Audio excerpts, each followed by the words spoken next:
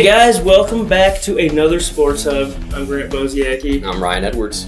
All right, Ryan, we are getting to the end of football season. Volleyball season's about to get to state. What do you want to talk about today? Football. We have 5 games left with football. 2 teams play each other. Ainsley, Litchfield, and Loomis are a rematch of an exciting Week 2 game for Loomis that went to triple overtime, which Loomis won. I've seen both teams, so I know it's going to be a good matchup. Ainsley, Litchfield is kind of catching a little fire at the end of the season. Just on paper, you'd think that Loomis is going to blow them out. I don't think that's going to be the case.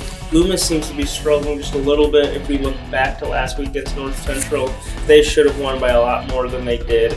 North Central was just a 3-6 team at the end of the year now, and Loomis kind of struggled against them.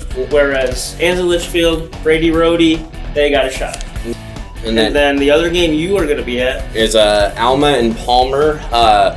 Alma they rose from the ashes, so to speak, and came back and beat Hemingford with an exciting second half. When you're down 32-8 at halftime, good Lord, Alma just came up and played a better second half. And it sounds like they're getting a little healthier at the right time. Yeah, they are, but they're using a sophomore running back by the name of Jackson McKenzie. This kid's a flat-out stud.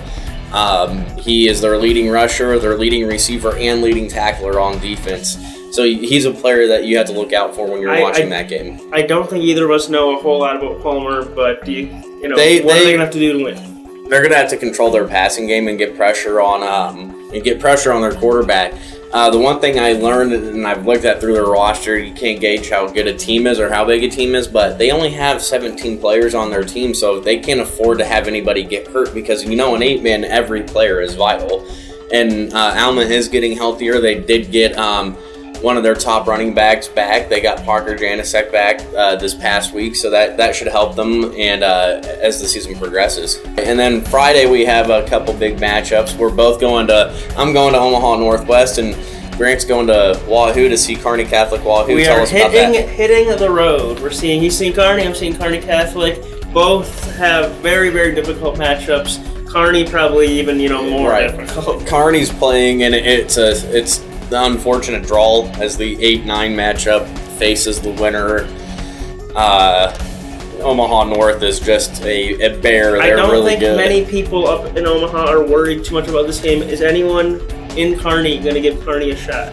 Omaha North a shot? No, are you? No. Is anyone in Kearney giving Kearney a shot? A lot of the people I've talked to have said they believe they do if they play defense the way they did against Grand Island, but that's a tall task in and of itself when you have 3 running backs the way they do, and all the speed that Omaha North has is going to give Kearney fits. It's a matter of what they do on offense, to be quite honest with you. If they can score and put points up early and get that Omaha North team, who is expected to get to Lincoln in a mere 2 weeks, it could give them fits and could frustrate them. But what about your game? What do you see? Kearney Catholic is now riding into the second round off of probably the game in the entire state in the first round last week.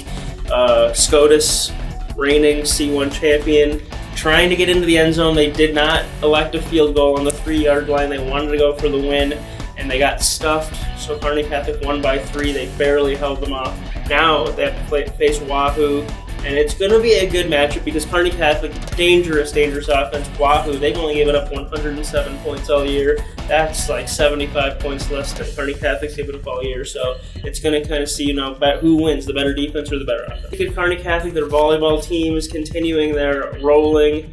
They beat Minden to win the sub-district championship. They now play Saturday. Yeah, the game, their sub-district was a little indicative of how they've played all season. They've beat teams, but at what, it didn't look easy.